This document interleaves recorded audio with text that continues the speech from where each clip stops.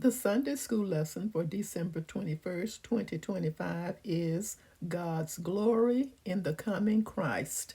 Isaiah chapter 9, verses 1 through 7. Welcome, viewers and subscribers, to my channel. I am Audrey. If you are interested in knowing what happens before each Sunday school lesson, you are at the right place because I will share the backstory, read the lesson text, and offer a brief lesson summary. The backstory takes us to Isaiah chapter 8. This is when we are told that God is the one you are to fear. That mindset banishes the fear of other people. To those who trusted in God and followed his direction, he would become a holy place, an impregnable rock of defense. But to both Israel and Judah, who looked elsewhere for deliverance, God would become a stone that causes people to stumble and a rock that makes them fall.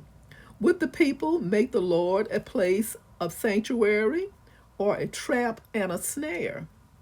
A document recording Isaiah's prophecies about Assyria was bound and sealed and delivered to his disciples. If the current generation refused to hear, the words would be preserved nevertheless. History would vindicate Isaiah's message. Even if King Ahaz and the people refused to turn to God, causing him to hide his face from them, Isaiah would wait confidently for the Lord. Isaiah and his two children were living signs from God, testifying to his power to deliver and keep safe. The meanings of the boys' names kept God's plan continually before the people. Instead of seeking guidance from mediums and spirits, the followers of the Lord were to inquire of their God and were directed to the sure word of God, the instruction and the testimony. Why should they consult the dead on behalf of the living? The Israelites would roam through the land when Assyria's invasions resulted in a severe food shortage. The people's hunger would cause them to curse, somewhat appropriately, their king and totally inappropriately their God. Rather than gaining light, most of the nation would find themselves in darkness and fearful gloom brought on by the Assyrians. The backstory ends here, and our lesson begins with the next slide. Verse 1. Nevertheless, the dimness shall not be such as was in her vexation, when at the first he lightly afflicted the land of Zebulun and the land of Naphtali, and afterward did more grievously afflict her by the way of the sea, beyond Jordan, in Galilee of the nations. Verses 2 through 3. The people that walked in darkness have seen a great light. They that dwell in the land of the shadow of death, upon them hath the light shined. Thou hast multiplied the nation, and not increased the joy. They joy before thee according to the joy in harvest, and as men rejoice when they divide the spoil. Verses 4 through 5. For thou hast broken the yoke of his burden, and the staff of his shoulder, the rod of his oppressor, as in the day of Midian. For every battle of the warrior is with confused noise, and garments rolled in blood. But this shall be with burning and fuel of fire. Verse 6. For unto us a child is born, unto us a son is given, and the government shall be upon his shoulder, and his name shall be called Wonderful, Counselor, the Mighty God, the Everlasting Father, the Prince of Peace. Verse 7.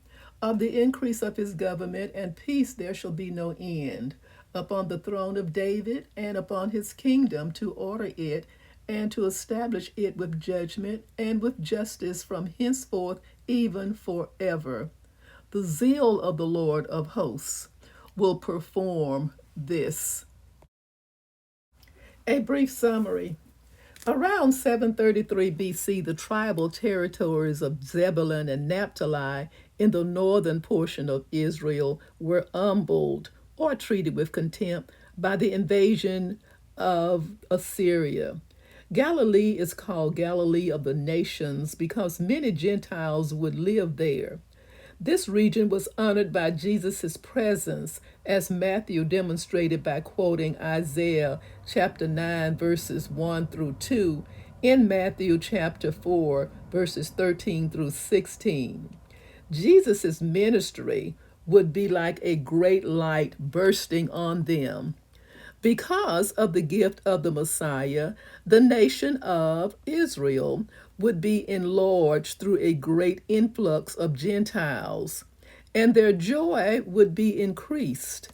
A farmer of harvest and warriors after victory illustrate the joy that would come to God's people. The day of Midian's defeat refers to Gideon's defeat of the Midianites 400 years earlier. This prophecy's immediate fulfillment would come when God broke the oppressive yoke of the Assyrians in 701 BC.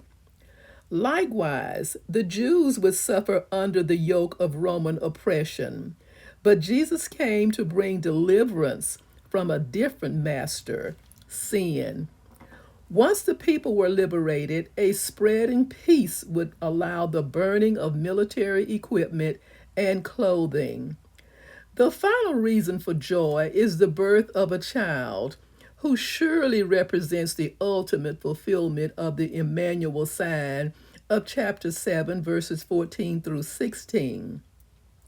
The government, rule, and authority would be his, according to Matthew chapter 28, verse 18. This set of four names reminds us of throne names used for newly crowned kings. All four names consist of two elements. The King James Version has a comma after wonderful, but it is more likely that Isaiah intended to mention one name, Wonderful Counselor, literally, wonder of a counselor. Isaiah foresaw someone who knew all the questions and had all the answers. This can only be God Himself.